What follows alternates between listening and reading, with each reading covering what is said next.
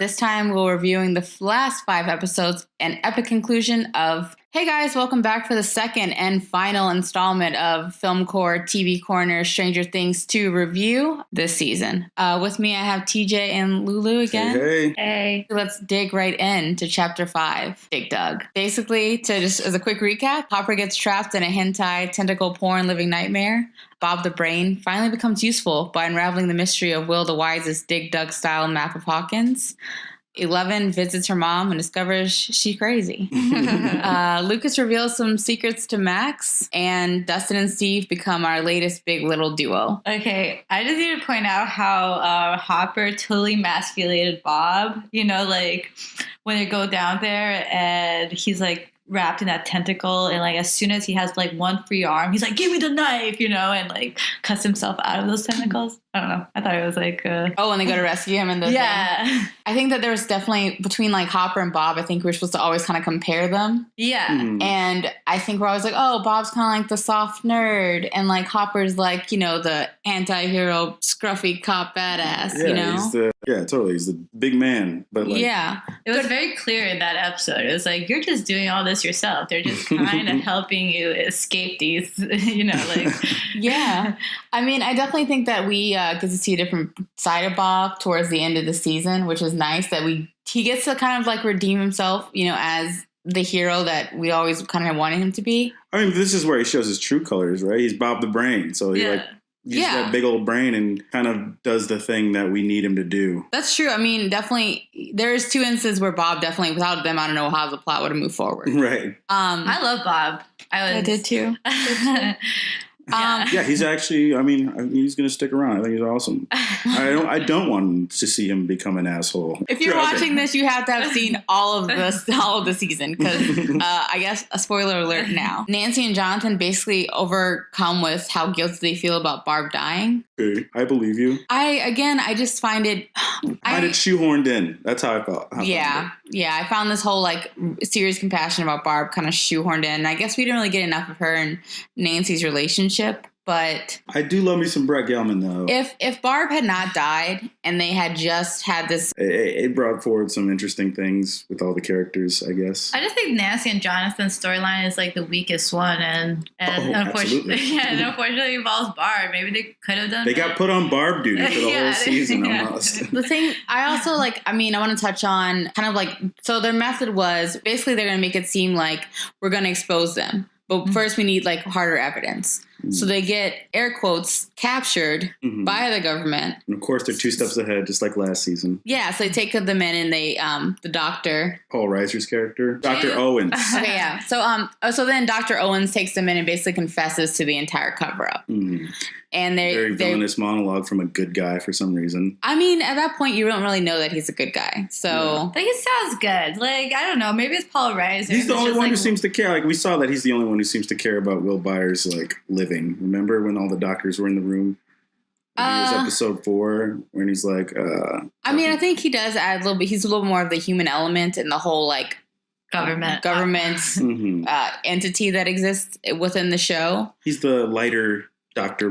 Papa. Do you think it's because post-Trump, they're like, all right, well, we gotta soften? No, I think they definitely wanted to add a human element to it. And I think that was Paul Reiser. But after he confesses, they then take this tape to the journalist, Detective Murray, who's been investigating Barb being missing. Basically, he says that, listen, guys, this tape's awesome, but the story itself is too crazy. Yeah. Like, people aren't going to believe there's like a demonic portal out underneath Hawkins. So we got to like make it a little bit easier for them to accept that the government's covering up a massive spill. I love how that epiphany came from him like downing like vodka. And I was like, this is too strong. Like, I need to water it. Water it down. What? Water. What do you put in water? The government spills toxins in the lake. Barb was by a pool. Yeah. But like, I thought maybe him giving the kids the alcohol, I don't know. Not it was terrible. Inappropriate. Yeah, a little inappropriate. Yeah, a lot of that conversation was inappropriate. Very European, you know, of him. Him asking about that. The whole time that scene was happening, I thought that he was gonna like double cross them. Oh, you know, in a way, like I was like, why is he giving so much alcohol? Why is he like So immediately kind of accepting of like, I'm going to help you expose this. I mean, we know that he's motivated to do so because, he's a conspiracist. I like his conspiracy theory rant, though, about talking, like, evaluating people in general as a society. I thought it was kind of poignant. He's a really good, spoke to me because I'm, like, super against conspiracy theories. I don't really give him any credit, so it's kind of like, yeah, maybe I should. He's a little convincing in that scene. Yeah. I think he was like a perfect, like, he was just like he's a conspiracy theorist and also like a great person reader, he just knows exactly what kind of trauma Jonathan has. Like, your father left you. I was like, dang, can you stop reading us, please? Read him like a book. And you are scared of being simple and like boring. What's his name? Steve. Yeah, exactly. Well, let's get on the issue of the pull-out couch. Ooh. That wasn't slept on. I mean, I'm jumping into like the next episode a little bit, but while we're here, what do you guys think about the pull-out couch? Thought it was a long time coming, a little drawn out. I'm glad it didn't draw it out more, because there's always a risk of them like, ending with that episode being like, all right, they're never gonna get together and we'll only see that in season 3 because they need stuff to write for season 3. So I'm glad they just like didn't wait till the end. Do we need 2 fake outs though? Jesus. I mean, some of the padding I feel like in this season with some of the classic tropes of like will they won't they was just so like dragged on a little bit too long. Yeah. And they could have dragged it all longer. Honestly, I mean, I'll just say right now, like I don't get the whole Jonathan. I liked him a lot more first season, Jonathan, as a character. This one, he was kind of like, meh. Yeah. I agree. Steve was shining this season, so it was hard to be on Jonathan. This was Steve's moment. Steve is very likable, even when he was being the douche. I mean, we're talking about Steve during. Yeah. I mean, well, like speaking of Steve, like he's taken on this really awesome kind of older brother role with Dustin and a lot of the other kids, and it's adorable. I love it, and I'm so happy. Maybe there's no reason for Steve to even be in the show anymore, but I love that the writers are sort of forcing him into the thing because like into the mix. Yeah, because we broke up, so it's like, why would Steve be around if we broke up? It's just like he's so likable. He's such a charming, great screen presence. So I'm glad that they found a way to like. Yeah, we all have a crush on Steve. Yeah, sure. I mean, just like also, I think it's great that I think that despite all the other tropes that they've used in this series, I think it's nice that they have established such like, strong character development within Steve. Yeah. So when we first met him, we like hated him. Now look where we are. Like we just, we're all about We're all Team Steve. We're all Team Steve. His character seems to grow with his hair. I like his hair. I mean, I just know it's a good set of hair. You know, like is it to do that? Speaking of characters growing hair, 11 leaves her Hopper hideout and goes to visit her mom, and discovers that she's in a Hodor style time loop, basically. Yeah. It was pretty intense. Like that's a crazy way to live your life. I don't know if you guys have seen American Horror Story, but there's a season. Which one? Coven. Where basically like your hell is like the same moment in time, like repeating. It's like different for everyone, and that kind of reminds me of that. The same like she's just reliving the same day over and over again. Yeah, that sucks. Yeah, this was like why I felt so bad for Hodor. It seemed like he was trapped in that as well. Yeah, I mean that's basically what it is. Yeah. I mean maybe they got a little bit of inspiration from that. Mm-hmm. And I took acid. I mean, do you think she can ever she can ever break out of it? I mean, do you think it's a matter of that, or it's just? I think her wiring's all messed up after they shocked her brain and reconfigured it. They almost like lobotomized it. It's like a electric shock lobotomy they caused her. But if you notice, like she does like nosebleed, so she did like change the channel, so there is like a psychic ability there. She's got some underlying maybe subconscious thought. I don't know. It seemed like she was able to because that's how Elf goes to find 8, right? That's how she locates 8 through her mom's help. So maybe there is something there subconscious. Maybe she can break out of it. I mean, we know that Papa's still alive. So I mean, is he? Yeah, I mean that's what we'll get to that a little bit later. But it's revealed that he is not. I thought it was just something like a desperate man would say, before he. No, I mean I think we don't. I don't know. I mean, I don't But maybe, yeah. Did you interpret that as he's still alive? I think I did. Yeah. Yeah. I think I believed him. I guess I was a little bit more skeptical. I was like, oh, all right. But yeah, why would they even bring that question in if they're not gonna That's true. I mean, I think that we never saw him die, right? Yeah. We never explicitly saw him die.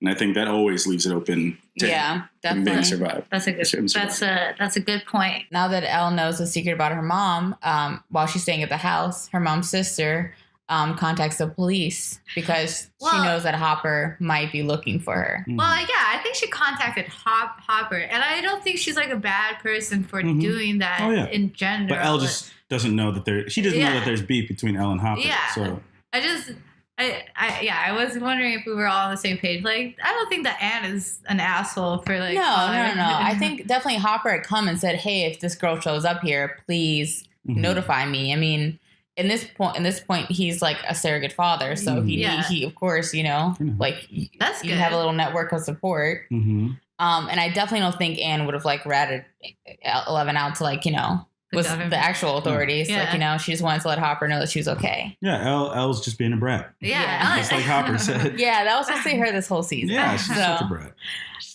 She's going through changes.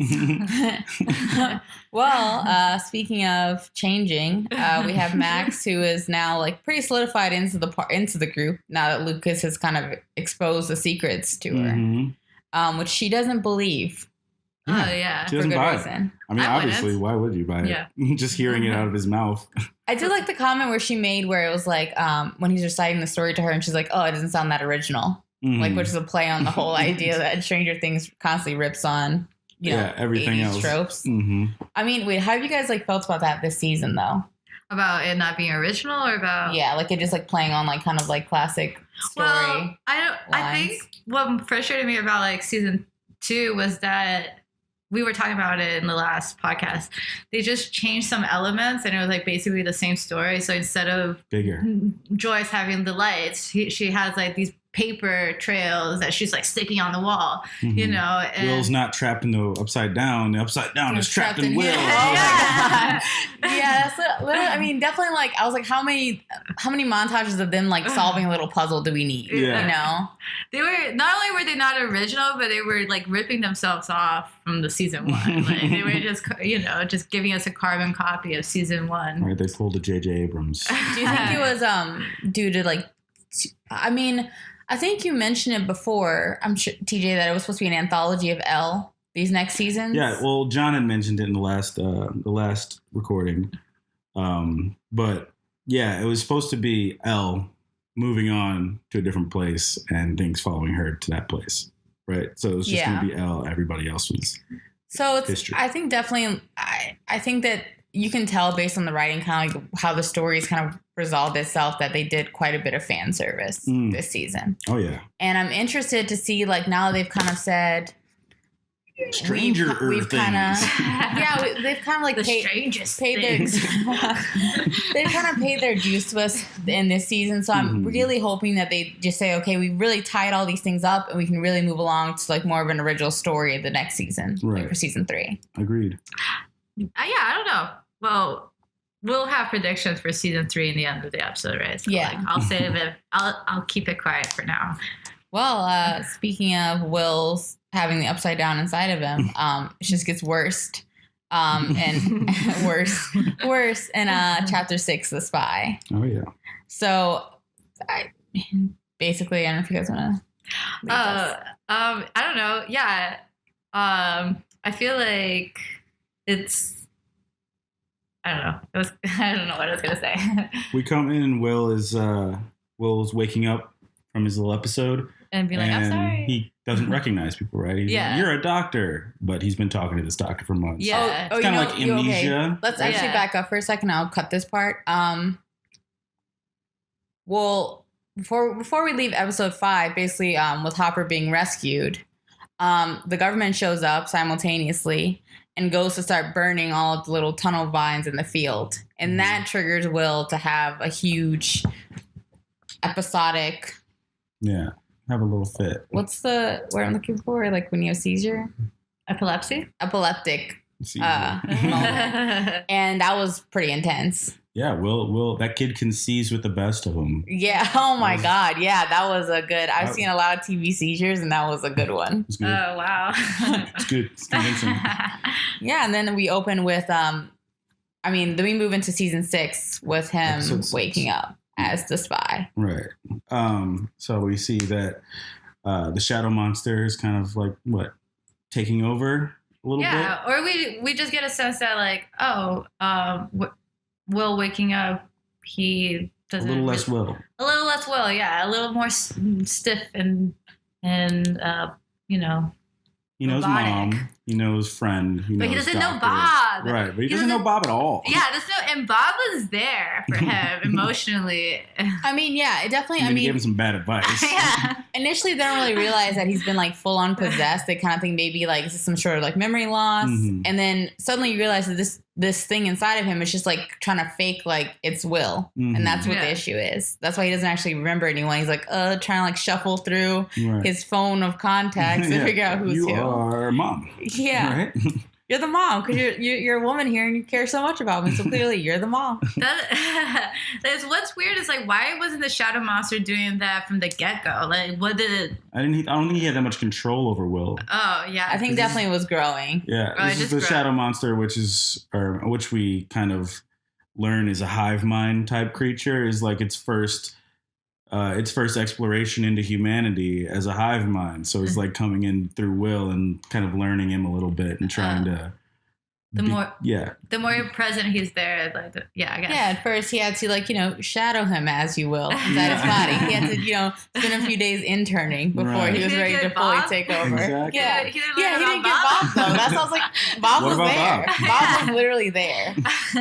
Yeah, but there's a little loophole in that. But regardless, the doctors really don't know how to fix him. They're just like, if the boy dies, the boy dies. Yeah. Well, one way to a suggestion would be like not give what the shadow monster want, and I feel like they came up with that conclusion a little too late. It's like. Yeah. Yeah, they started placating to that shadow monster really quickly. Yeah. Oh, you like cold ass water? Yeah. Let me put some ice. I got you. Well, speaking of animals part of the hive mind, so Max and Lucas meet up with Steve and Dustin as they're trying to find Dart. And they definitely bite off a lot more than they can chew because they definitely get Dart plus 5. Yeah, like they 6 darts. Yeah, they didn't know. So, clarification: is Dart like a Demogorgon? Demogorgon from first season. Yeah, I think that basically, I don't know what level of mutation the Demogorgon is at. Oh, okay. I mean, it's definitely got to be like probably in the final state. Yeah. I was just wondering. But the demo dogs are on their way. Okay, I was just wondering if it was the same as the same villain we saw at first season. I mean, did you think it was like kind of like not like the same like minion family, but not the same type of minion? Well, I definitely was like, oh, this comes from the Upside Down. Yeah, this is an Upside Down creature. But I didn't really realize this was the same creature that like took Barb. Did you guys watch the Alien movies? They're really doing an alien thing here. Like in the first Alien, we had only the one human xenomorph alien, and then later on when the xenomorph uses dogs to incubate, you get like dog style xenomorphs, and I think that's maybe a callback to Alien. Oh, that's what they're playing. Yeah, definitely. I mean, that's what they do. I haven't seen it. See it. I mean, I definitely think that like the demo dogs were not that scary, honestly. I mean, in large numbers maybe, but I feel like stuffing Steve's nail bats inside their mouth and be like, Well, I think like if you look at how far they've come from season 1, I mean, they're like ready. Like season 1, Steve would never have stood out there with a pile of raw meat, like ready to fight this thing. That's true. So now to us, like a lot of like I think what originally like one Demogorgon looked like, oh my God, this thing is so scary in the first season. Now looks like, oh, we need like 10 of them to feel like there's any real danger. Stranger things. Yeah, more is better, I guess, is their thoughts on this. Just more little Demogorgons. Yeah, scarier than one Demogorgon. In the midst of the standoff, Steve looks like he's going to hold his own until like 7 other demo dogs show up. Yeah. And we see some pretty handy bat work. Pretty impressive. That was very impressive. That like bumped Steve up a few more notches. I was super impressed how he like lunged inside that car. He like parkoured over the car and then one-handed bat back. Dude, Steve was his hair still in place. Very crazy. It's all that hairspray. And as they're all like panicking inside the bus, we see Max and Lucas hold hands. I mean, did you guys expect that pairing, that couple to happen, or? I think I did. I thought they were going to do a love triangle, like from episode 3 or 4. I thought they were going to do a love triangle between Elle, Mad Max, and Dustin. Mike. Mike. Oh Mike. Yeah, they had that moment. And I was really upset because it's like, that moment was girl pitting girls against each other. We don't need that kind of, Well, no, it just seems like it was completely pointless just to get Elle's wheels turning because like there was nothing after that. Mike was just completely still an asshole to Max. Even after that. They had that moment where he's smiling and laughing together. Like, well, does that not count? Definitely. That's the thing. Like, where I thought that the reason that Mike was so mean to Max is because like maybe he was like fighting these feelings for her. I think everyone was really excited about the new girl, especially because she seemed so cool. But he especially was just like going out of his way to be a dick. And this what really frustrates me about this season is like, would Elle ever really care? We touched about this in the last podcast, I know, but just again, like there's another scene that we're going to touch on where I'm just like, come on. Yeah. Oh yeah. It just seems out of character. Yeah. Especially for Elle. It does seem out of character. But maybe it's the hormones, She is being a little bit of a brat, it's I guess. All puberty now. Yeah. You should have called this Stranger Things to puberty. Colon puberty. Well, Will's puberty seems to be getting the best of him because basically once the shadow monster inside of him figures out where he's at, he's like, oh, okay, we got to get all these scientists. I know we're at this hospital. So then all the demo dogs run back towards Hawkins' lab. Right. And then all of our heroes follow them, basically. Which is like going to kick off the main action set piece, the climax of the season. But this whole time, Elle's been missing in action. We don't know. We haven't had any updates on that. Yeah. The episode ends with the attack on the lab. Yes. Right. And we're all still like, God damn it, if only Elle was here. Right. But she's in Chicago, where we all are. Basically a poorly disguised 2017 Chicago. Right. You saw Trump Tower, right? Built in 2012, maybe 13. I mean, you can't tear down buildings. I think they spent they spent their CGI budget on other things. On guys. Demogorgons. They should have filmed in Indianapolis.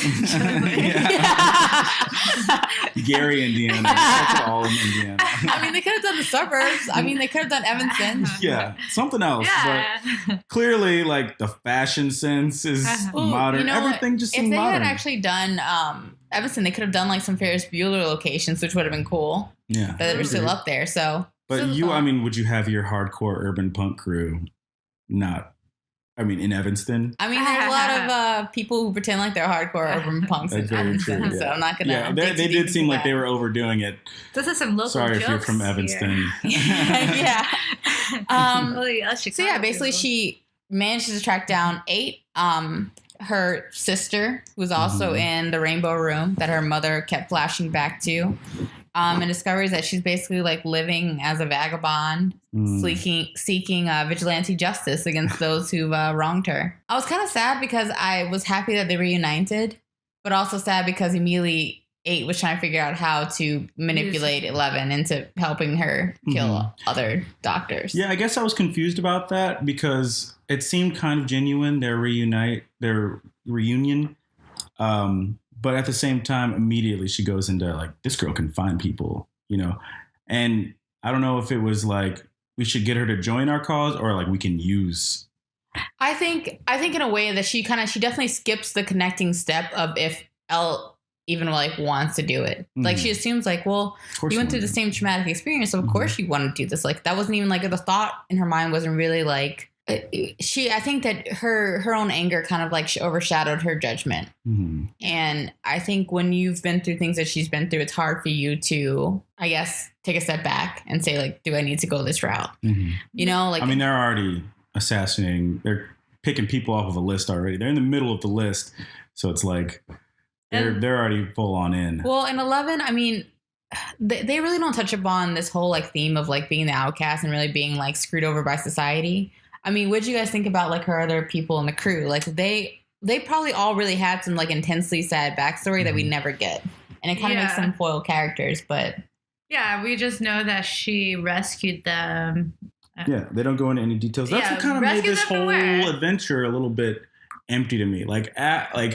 I thought it was very interesting, and it was cool to see another superhero, a super anti-hero, whatever.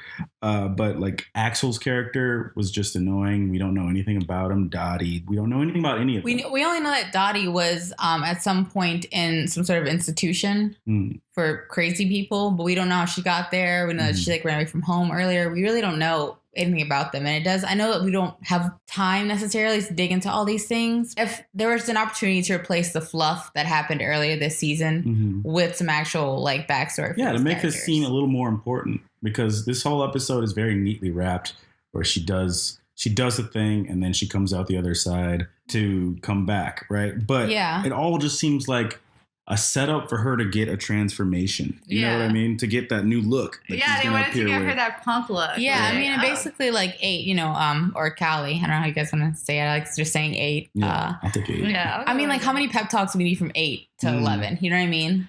I was really annoyed how she still had like a British accent. I was like, you were kidnapped when you were a kid. Right. She should be at least, she should be like 7. You know, she's definitely older than 11. So.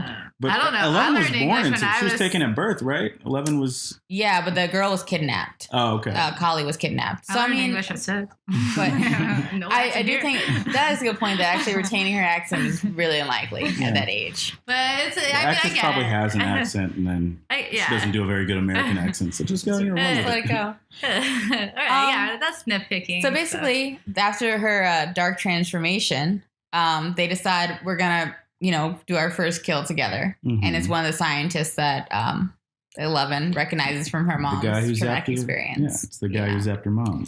I was I was like a little frustrated by this, because such a build up for literally nothing. Yeah, I mean, played very safe. Elle's already a killer. Like, if she killed that guy, it would have been kind of more like whatever. I think it would have added to her character, because I think she would have also like realized. I mean, so far we've only really seen her kill in self-defense. So having her really being forced to that kind of like moral dilemma of like, this is a person who isn't directly trying to hurt me, but who has inadvertently hurt me. So am I allowed to make that call? And I think it would have been not nice, but I think it would have been good character development for her to like lose control and actually kill him, and then realize that he had daughters. I agree. That would have been a crazy like twist. Like kill him, and then the daughters just show up from the room and be like, oh no, my dad, and then she has to like be remorseful. But maybe that's too much to put on like a 12-year-old. I mean, we've seen her drop like 5 different like SWAT team members in the hallway last season. So let's see her actually. I think if we're gonna like, Stranger Things has a unique opportunity to be kind of heavier. They aren't on a network television show. Like they can, they have the full weight of Netflix behind them. So if they had done something that dark, they definitely could have gotten away with it. I mean, there was a lot of cursing this episode. Clearly, this entire season. Clearly, it's not for kids. Right. They know who's watching the show, and it's not like you're right 4-year-olds. You're definitely right. I think that would have been a better story development if she like killed the guy and had to deal with the remorse of seeing the children distraught. Yeah. Anything that would have made this seem a little deeper. I mean, they opened the season with reveal of 8, and now 8's done after one episode. Her whole exploration into 8 is kind of wrapped up very neatly, and it doesn't seem like it did anything for. You don't think it's going to come back to season 3? Like she's going to be the big bad wolf that haunts.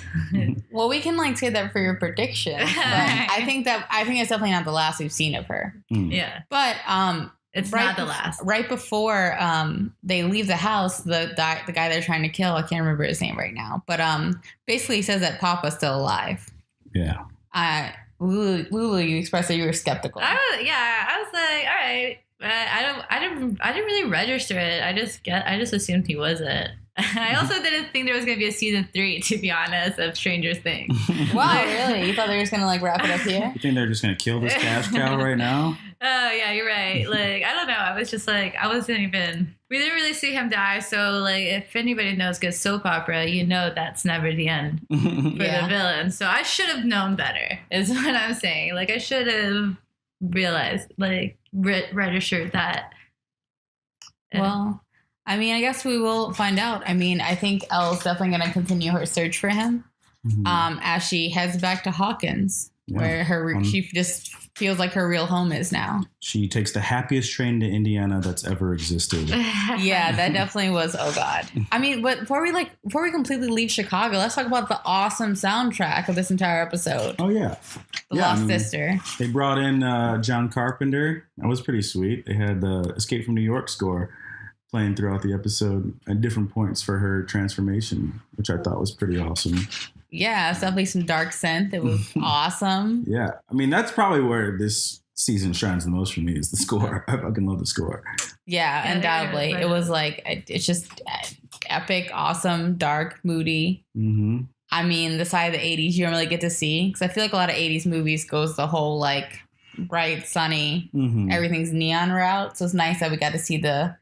I mean, not horror 80s movie. 80s oh, movie. Yeah, it's true. Yeah. So... It's good that Stranger Things seems to be like a hybrid of your favorite, like, John Hughes movies was your favorite. John Carpenter movies. Carpenter movies, yeah.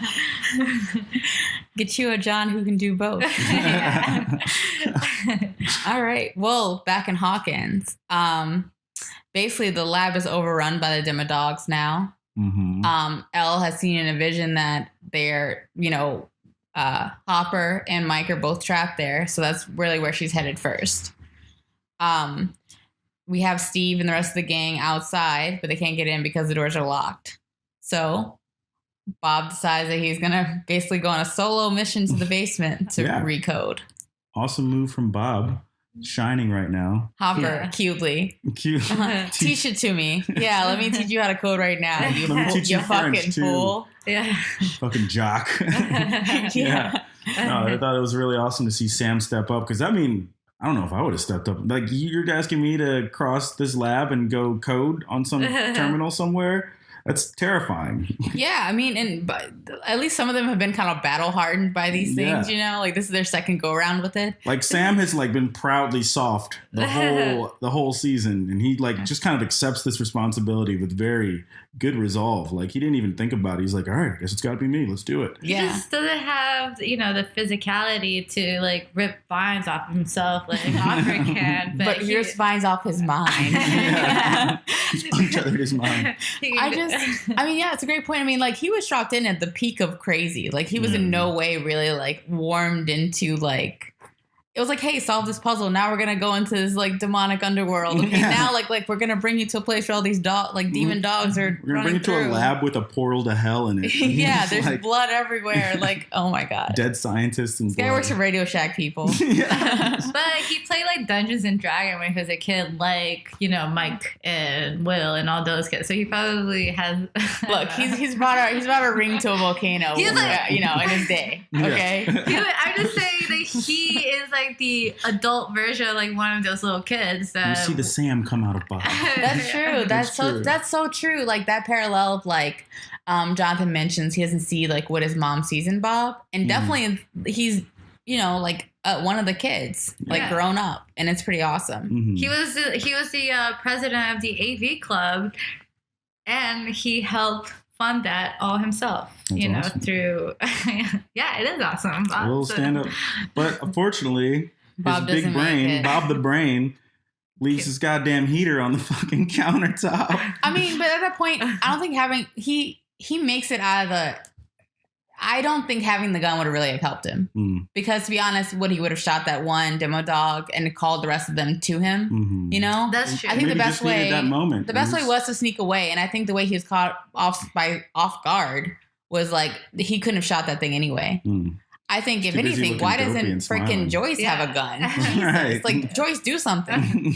Yeah. She stands there and screams. They are both like very ill prepared. Like even when they were going to rescue Hopper, like neither of them decided to grab a gun or grab a knife to like they just decided like, okay, we'll find where Hopper is and then they're gonna use their brains. And then That's true. I mean, Joyce, to be like the concerned mom is often really the damsel in distress of this series. Like she constantly has to rely on other people's help to really like, you know, thank God Hopper solve the had puzzle a knife. and to do anything. Yeah.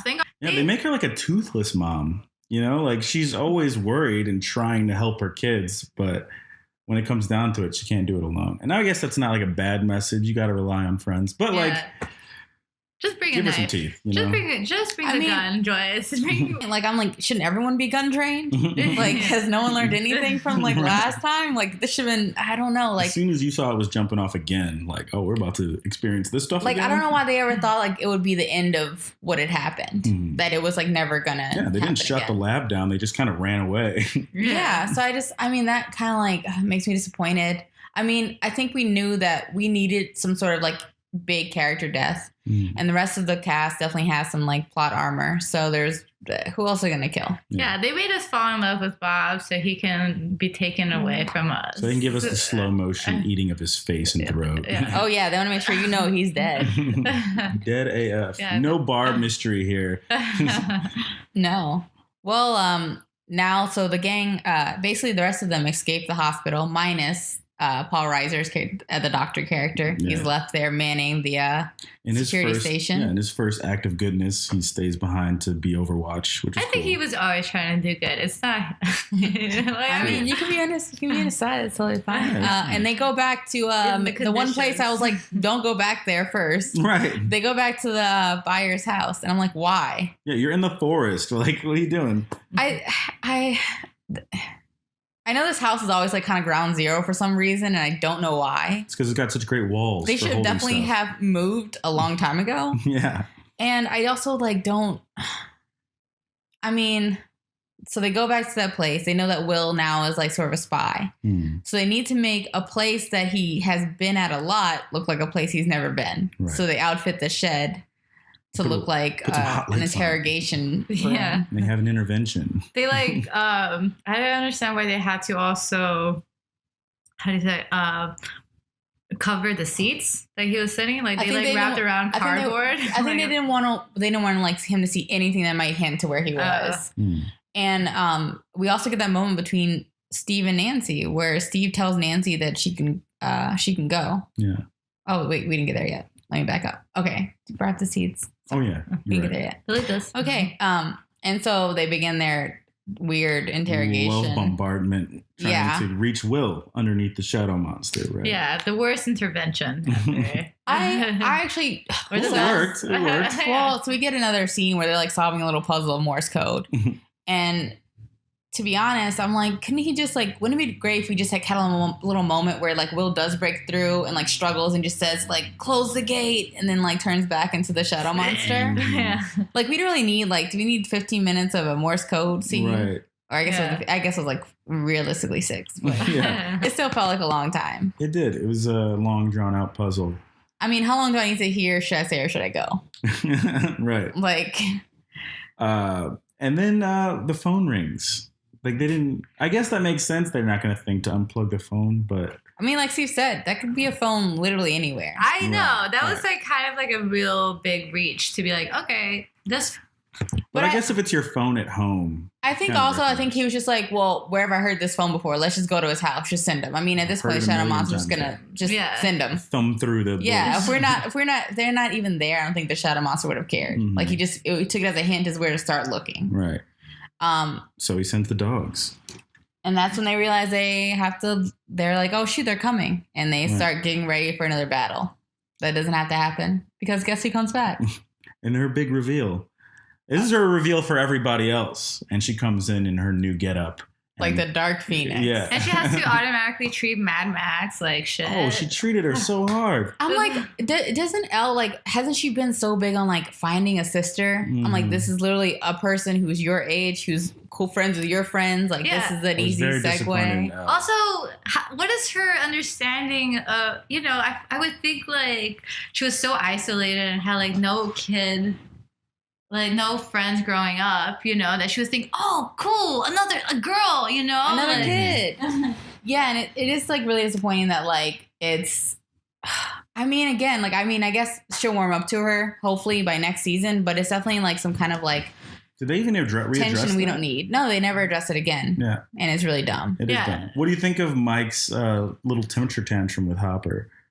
I feel like that was probably in Wolfhardt's contract. I want a scene where I can showcase my anger or something like in my chops, like. I think that I understand. Like, he's like, dude, I've been upset about this whole goddamn time. Like, it's been a year. Like, think about a year of like you worrying about someone and someone close to you.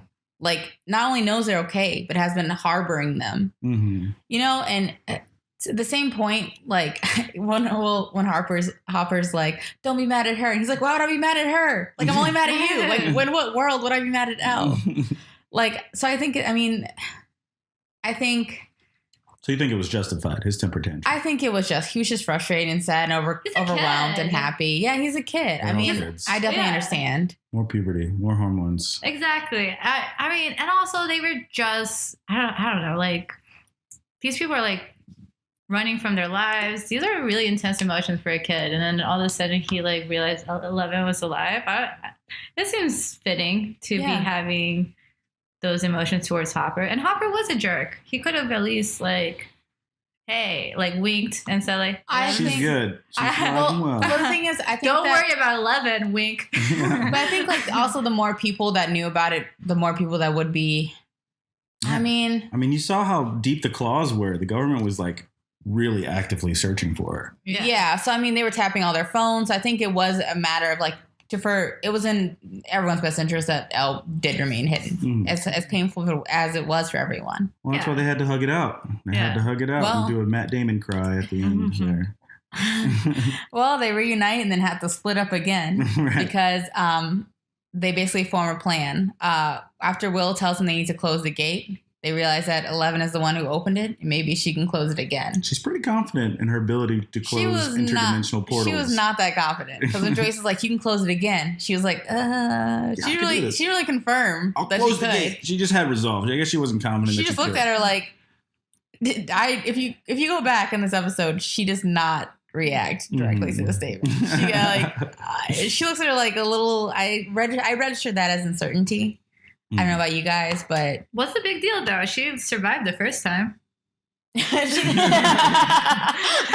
true. I guess that's true. Like, okay, remember that time you only had to kill one Demogorgon and you disappeared for a year? Do this times 1,000. Just for real, never come back, I guess, if that's what it takes. Right. I don't know. So they split up to... so Elle and Hopper go to the lab. To close the gate, while Nancy, Jonathan, Will, and Joyce go to Hopper's cabin to basically burn the evil out of Will. Right, they realize they can't close the gate with the shadow monster inside Will because it could kill Will.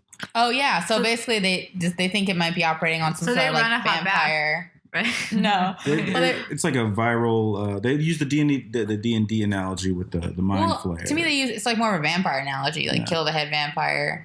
Yeah, and then little vampires die. The sire. That's what you call the head vampire, the sire. The sire. Oh, okay. Kill the sire. I'm getting schooled by Lulu, guys, on vampire terminology. Very, very rare, but I know a few things about vampires. So they go to burn it out of him back at the cabin, while basically Steve does what Steve does best. He's on babysitter. Babysitter. I really like that scene between Nancy and Steve where Steve's kind of like, it's cool. Like, if you want to date Jonathan, whatever. I'm a shitty boyfriend, but I'm a good babysitter. I don't think Steve was a He was not. Steve was not a shitty boyfriend. He went to eat chicken with her friend's dead friend's parents. That's true. And it's not like he... I don't know, knew Barb. Yeah. Yeah, so he didn't want you to get drunk at a party. He said he loved you. He was considering not going to college right away so he could be around you while you're in school. Like, what about Steve was bad? Yeah. There's not, let's analyze season 1 Steve, right? Like, what exactly, made him a bad boyfriend? Did he fight Jonathan in that alley? He was kind of that has nothing to do with him being a bad boyfriend. We're so past from that. Like, at this point, just looking at the relationship now, like... But he was kind of, had those bad friends. I don't want to I just don't think Steve should feel like he was a bad boyfriend, because from what we saw, he wasn't really a bad boyfriend. Their relationship just like didn't work out. Yeah, he's not really King Steve anymore. He's a different person, and he's kind of been like stepping up as a boyfriend. I don't know why he thought he was a shitty boyfriend. Yeah, I guess King's, and well, let's talk about her. He didn't. I remember season 1, we thought he was gonna like wham bam, thank you, ma'am, Nancy, but he didn't do that. He instead like ditched his friends. Yeah, he seemed to be genuinely hurt when Nancy said she didn't love him. Yeah. Oh no, he definitely in that bathroom scene. She definitely was really hurt by it. I mean, but we get this season the death of King Steve, and this happens when Billy shows up to find out where his sister is. After that very charming scene with Mrs. Wheeler. Oh my God! Can we just talk about that for a moment, Billy? Well, can we also talk about Billy's dad? Okay, let's rewind. So so we definitely get the death of King Steve this season. While he's watching the kids, Dustin, Lucas, Max, at the Byers' house, Billy, Max's brother, was supposed to be watching her, and their parents came home. I mean, I didn't know they had parents. I thought they were like some kind of orphan. Right. Like witness protection orphans or something. I mean, we do learn in the junkyard that their parents remarried and stuff. That's why they're like, stuck together. But Billy's level of dick is like the level of like where she murdered someone and he had to cover it up and is now holding it above her head. Right. Not like, I'm just your older stepbrother. Right. Yeah. He's like, he has to get into mini boss mode after being sent out by Neil was his name. Yeah. There's his dad. But so he's abusive. That's what we. I mean, I don't. Upon watching it the first time, I felt like his dad was abusive, kind of. But then, like watching it a second time, I'm like, no, like Billy's kind of a shit. Yeah, I don't like. This is like a 17-year-old teenager, dude. Your sister's missing. You're sitting over here like looking at yourself. Like I came home. Like the way physically, like Billy challenges his stepdad is. But it's not his stepdad, his actual dad. Yeah, his actual dad does need to be checked. I don't know. It was out of line. I have like no idea if Billy is the way he is because he has an abusive dad and he's like just doing what his dad did to him to Max. But I also was like, Billy is a dickhead, and maybe like his dad is acting like that because Billy is that way. Yeah, maybe it's like a chicken or the egg situation for sure. Like we really don't know. I'm not saying any parent abuse is okay, but I'm just saying that like at the level of unto which Billy has acted, where he's almost hit someone with a bunch of kids with his car. Yeah. Like Billy's a knucklehead. He does need to go to military school. He needs to be sent somewhere. He's out of control. Yeah, like he's definitely gonna kill a prostitute later in life. But he knows how to turn on the charm. Oh yeah, he does. Yeah. While looking for Max, he ends up going to this scene was so unnecessary, but it was one of my favorite scenes of this whole season. It was a treat. I mean, when I saw Billy put cologne on his dick, I thought this guy has no game. But with Mrs. Wheeler, he turned it on. I believed it. I was not into the Billy Kool-Aid really that much. This scene, I was like, I don't know. You were like, I don't know. You were charmed? I mean, his shirt was fully unbuttoned. I don't know. I don't know. It felt like it was working. It clearly worked on Mrs. Wheeler. She gave him what he needed to track down the kids. Yeah, and then it turns out to be again the Byers' house. Yeah. What would she think though? Like this kid, like what? She can't. I mean, she in no way knew that he was like a dick. He just was like, yeah, this hot guy, let's find a sister, cool. Yeah, he's so hot and she lets him into the house. Yeah. It was super nice. Like, why would you? She gives him. I'm just saying, like, he could be a serial killer. You don't know this kid. You've never seen him in your life, and he just shows up saying, like, "That's what's so scary." How good of a charmer he is. So he shows up at the Byers' house, and he finds Steve basically with his sister, and the makes a good point.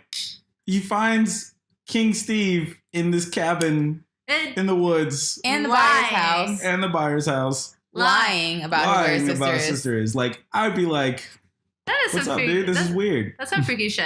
Yeah. I mean, without any explanation, it's weird shit, but we already know Billy's an asshole, so. Yeah. Honestly, that's a great point. And I do like that we get that duality of, like, we don't really know the situation. Like, if we had not seen Billy up until this point, we just seen him like, hey, I came to find my sister and you're fucking lying about it, dude. Like, I would be like, yeah, that looks weird. Yeah. Like, it does... In all defense. Of course, the stupid kids ruined Steve's cover by peeking their heads up. I know. It's like they... he might not have known he lied. It's a part of the story. I get it. Everybody's got to be like half stupid and everything. And then we get the mini boss fight with Steve fighting Billy. I mean, I'm glad that he didn't win because I was actually surprised. I thought that Phil was, I thought that Steve might get the upper hand, but ultimately it's Max who has to basically mirror what his dad did. Put him down. Yeah, which brings to light, like, okay, is his dad abusive, or I think these are just the measures you have to do with a kid like Billy? I think, maybe you just have to check him, like, to tell him, bring it to that level. Like, maybe hug him a little more. Do you think that, like, after this fight, I don't know if you guys have been in fights as a kid, but have you ever gotten into a fight with someone and, like, been friends with them later? Oh, yeah. Yeah. So I feel like maybe this could be the beginning of, like, Billy and Steve actually, maybe there's a thing find some common ground. Yeah. Or Billy and Max.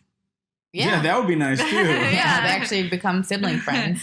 Well, I don't know. I was really hoping for some Billy, Steve, gay erotica. Right. I'm sure you can find it. Maybe that's the thing with Billy is that he's just gay and he's got all this like pent up.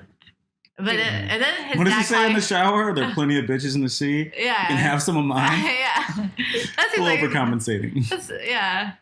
I mean, it was overcompensating. Who knows? I mean, his pants are really tight. That's true. Mm-hmm. He does put cologne on his dick. I mean, I guess we'll only go find out in season 3. But basically, after they defeat Billy, they figure out that they could really help 11 close the gate if they distract the demo dogs. Yeah. How can they do that?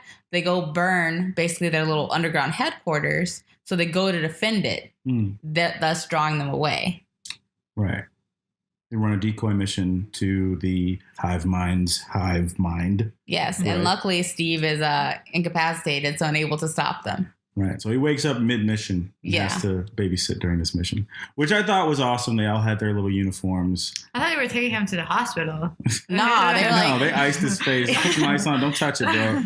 We're on our way to... They should have, they did not. For a second, I thought they were going to leave him there. And, we're not going to... There's no, throw him in the car. We got to go. If he wakes up, we need him, basically. Or they didn't even know if he was okay, really. I mean, you're going to leave him in the room with Billy? What if who wakes up first? You never know. Yeah. That's true. And basically, Steve resists, but ultimately they go down to set stuff on fire. And they do. We can wrap that up really quickly. And it works. Yeah, and it works. And it works. It all works out. Like, all at the same time, they'd all turn up the heat. Yeah. They start the fire. Basically, as everyone turns up the heat in their own parties. Yeah. It works out. Yeah, it burned. Let's see. The shadow monster gets burned out of Will. Simultaneously, they tell Elle to close the gate. Elle starts closing the gate, and that scene was epic. Oh yeah, like her Dark Phoenix levitation, intense both hands. Awesome. The double nosebleed. Yeah, that uses her new powers. That was sweet. Closes it with her feelings. Leveled up. Leveled up. Yeah. Honestly, I thought I was going to kill her. I mean, I'm glad it didn't. She shows up with Snowball. But, she was knocked out, right? Yeah. Hopper had to carry her home. Realistically, that was actually pretty easy. Mm-hmm. All things considered. Yeah. Thanks to, the kids going there to distract the demo dogs first, Right. Because Hopper barely manages to keep them off it long enough. Yeah, she's patching a hole in the fabric of space-time between dimensions. She does it relatively easily with the decoy mission. She seems she seems like the most powerful of all of the experiments, right? Yeah, I mean, number 8. I definitely, can't change your perception, which you see, but only momentarily. Yeah, only for a couple minutes. Which is I wonder if there's 8. There's got to be more somewhere. Maybe we'll see some that are maybe even more popular, more powerful, and maybe therefore more popular with the fans. I don't know. I think 11 might be the end because she's the one who opens the gate. Yeah. So that's their big concern now. We got this fucking gate. Let's investigate and see what we can do with investigate the gate. Yeah. Yeah. I mean, maybe she was gate. Yeah, I don't think there's anybody more powerful than 11. But going back to that 11 being the one to open the gate, I mean, how do we know they wanted her to open the gate? How do they know the gate existed? Didn't they like hurt her in such a way where she like has a huge outburst and that's what tears open the gate? Yeah, I think that. Yeah, but like we don't. Oh, like she caused it involuntarily. Right, they were using her mind powers. She was able to cross into the shadow plane, and that's how they were finding people. They were using her to find people and to spy. I think the shadow monster touched her or something that created like a... No, TJ, she's supposed to be like a government weapon to spy on like other people. Yeah, they were using her to like find people, right? They were showing her pictures, find this person, and then they would find him. Right, and then something happens. This actually was like a real study. So so we know that like the government was using Elle, and she accidentally opened the gate. Mm-hmm. There's got to be a bunch of other mutants out there, right? At least. Well, basically, let's wrapping this up. We see Dart. Did anyone care? Dart? I cared. It was a total plot hole. If he's part of a hive mind, like he shouldn't be separate from the pack in order to like bond with anybody or, enjoy nougat more. Maybe they all enjoy nougat now, but like he was definitely supposed to be part of the pack, but I kind of like the idea of him turning out to be okay. I really wish we had never seen him again. Yeah. I was over Dart before it began. I don't know. There's this thing. I don't know. I have this problem with things that are ugly are inherently evil. So like when I see something... He was straight up from the Upside Down, though. Wow. He was not inherent. Like, he sounds like he was like an ugly puppy. This man was straight up evil. Like, plus he started off cute. He was like a little slug. Well, if the Upside Down is so evil, then what is the right side up? Like, we live in this world? It seems there's a lot more evil shit going on here. Okay, well, I guess the real question is, like, can you choose, just like in the real world, can you choose to be good in the Upside Down? Just like you can choose to be evil here? Yeah, I guess. What are the philosophical implications of a parallel universe in which everything is dark and bad? For another time, maybe. It's never like we've seen anything nice come out of it, so. It's true, and everything seems to be ugly and everything's dark. Like, remember that's pretty shitty. So maybe there's just no nougat around that. Yeah, well then, with everything wrapping up nice with a little bow, we get our final closing dance at the snowball, which is a scene I really don't want to talk about. Literally half the episode. It's a scene I also like kind of tuned off because it's like, but it was cute that Nancy went and danced with Dustin. But it was such a pity dance. This scene could have been done in 4 minutes. That's true. And I think I actually talked to my friend about this, and we agreed that it would have been more awesome if, like, instead of dancing separately and pairing off, like they could have reinforced their whole group unity by just like all dance together. Yeah, that's like how awesome would that have been if like Elle finally and Max like smiled at each other and we got that they weren't pissed. Ended in a cuddle puddle. Yeah. Like instead it turned into some weird teenage love story. These are all like they're all like 12. Like what is this obsession with like dating? It's not that crazy what I said first. I don't think they should be afraid of their sexuality. They're blossoming young kids, but it shouldn't be like the main thing about who they are. Yeah, they should be like more like a Scooby Gang. They all just maybe at the end be like, oh, we're not gonna couple up and exclude each other and make Dustin feel like an odd man out. Dude, like Will, aka Zombie Boy, got asked to dance before Dustin. Like literally the guy who people think is possibly undead got someone first. Wasn't there like implications that he was a gay character in the first season? I don't think so. Yeah, early in the first season, remember? Like the buyers, like he's different, right? Like yada yada, like they. It would have been nice. Do something. It would have been nice. Yeah. Dude, it would have been nice if Max had maybe not liked any of them or maybe had, I don't know. Like, I felt like there was a lot of stuff I don't think she, liked Lucas. Like, I don't know. Lucas liked her. And it's nice that... But do you think, like, in any way, like, I know as we're wrapping this up, a big point of the whole show has been that, like, yeah, we are, like, ripping on a bunch of, like, 80s tropes. But at the end of the day, are they really, like, subverting it? Are they really making it... Are they doing it in a really clever way, or are they just copying it and saying, hey, look, we're copying it. Isn't this cool? And that's it. Oh, they're definitely just copying it. It's like the Dart was like a reimagination of E.T. or, Yeah, it's like at what point... Snowball is like pretty in pink, like the Last Dance. I'm just like, yeah, like if you're going to do these things, Molly like Ringwald. Give us that twist, like that we want, like make it worth... Maybe that's what they set out to do, but I feel like this entire season has been fan service. So, some of it was enjoyable, Yeah, I enjoyed the season, but I mean, this is kind of the cherry on top of all the fan service. I'm just takes a little more to please me, so I don't need it to be so like, oh, because I don't know, it just seemed like it was fan serving, and I would have preferred if it was something like, oh shit, I didn't see this coming. Instead, it was like, obviously, it's. What did you guys think about? I mean, and also just I don't want to just breeze by this.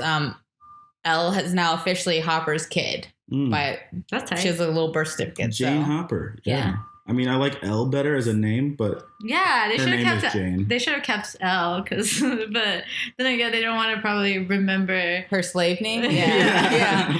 Her slave name. That is true. Yeah, I think it's cute. I think now she's gonna get to go to school and be kind of normal, we guess. But I mean, we know that things aren't gonna stay this way for long.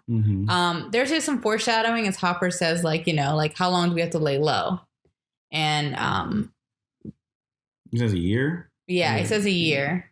The doctor says a year when they're talking. Another year. So I think that's like obviously a hint, a little wink. Next year, I think it seems like they're gonna do this show every Halloween. And clearly it's not gonna be the end of the Shadow Monster as we see. They're gonna go He's to still the upside down. He's still in the upside down. He's still looking at them like watching them from the upside down. He's like hanging out at the school, like he sees them. So what do we think this is like a dimension to it? Like these are aliens connected through a portal, or do we think it's like some sort of like alternate dimension, not a planet? No, it's definitely an alternate dimension. Maybe it's like a different time. Like, way in the future. Way in the future, yeah, and somehow maybe it's just a time thing. I don't know. I mean, that'd be cool. Yeah, alien invasion. Well, but they definitely, like we found out, they've signed for 2 more seasons. So yeah, well, I guess we're in for some more strange things. Yeah. We're gonna see these kids turn into teenagers, and it's going to freak me out. They're gonna do a Harry Potter on us. Oh God, yeah, I'm ready for it. Okay, before we wrap up, out of 5 stars, what do you guys give this season? I give it 3.75 stars. I give it 3 stars. 3? Whoa, hard. Yeah, I'm a harsh critic. I'm gonna also side with TJ. Actually, you know what? I'm gonna give it a 4. You have 4 stars? I had a good time. Soundtrack was awesome. It was fun. The soundtrack was amazing. Kids' performances were awesome. I think that there were things in the story that definitely suffered from fan service for sure. But I think overall, I mean, now that they've kind of closed the loop on things that they kind of owed to us as an audience, I think now like season 3. Things we demanded as an audience. Yeah, season 3 is a good opportunity for them to like, okay, here we go. This is now like we're back in control of the story. All right, so I guess we're on the lookout for Stranger Things 3 then. I'm still going to watch it. I'm not going to not watch it. I'm still all in. Well, thank you guys so much for jumping on this podcast. Absolutely. And we'll see everyone else next time. Thanks, bye. Yay, next year. Bye.